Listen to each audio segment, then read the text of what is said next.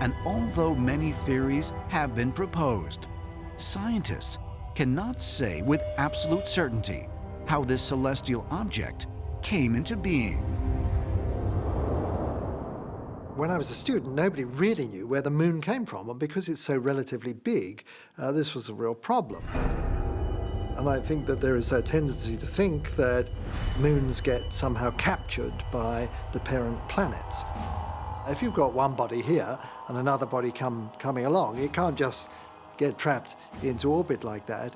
The difficulty there is just basic physics. So this remained a puzzle until about 20 years ago, when another theory came along, and that is that the proto-Earth was very early on in the history of the solar system hit by a Mars-sized body, hit obliquely, that this Mars-sized body ploughed into the center of the Earth and became the Earth's core, and a lot of the outer material got stripped off by this gargantuan collision and coalesced to form the moon. Now, they had to come up with a very bizarre theory for how the moon came into being, because all the conventional theories don't make any sense.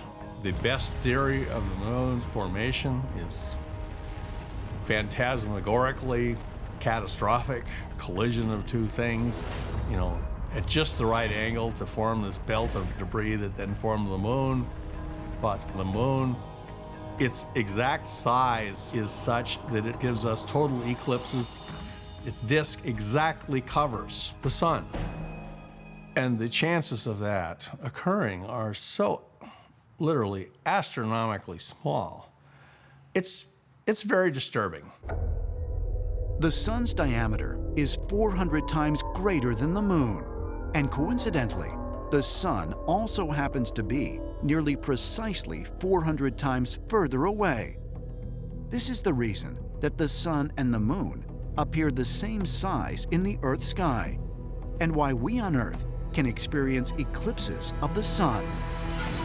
It's just perfectly in that orbit to eclipse our sun. The odds of the moon being in that orbit accidentally are 1,000,000,000 to 1. So that right there is evidence that our moon is in a perfect orbit around our planet that's not accidental. In order to have a solar eclipse, the moon has to be exactly the size that it is, which is 2,160 miles. Not 2,161, not 2,159, but 2,160 miles at its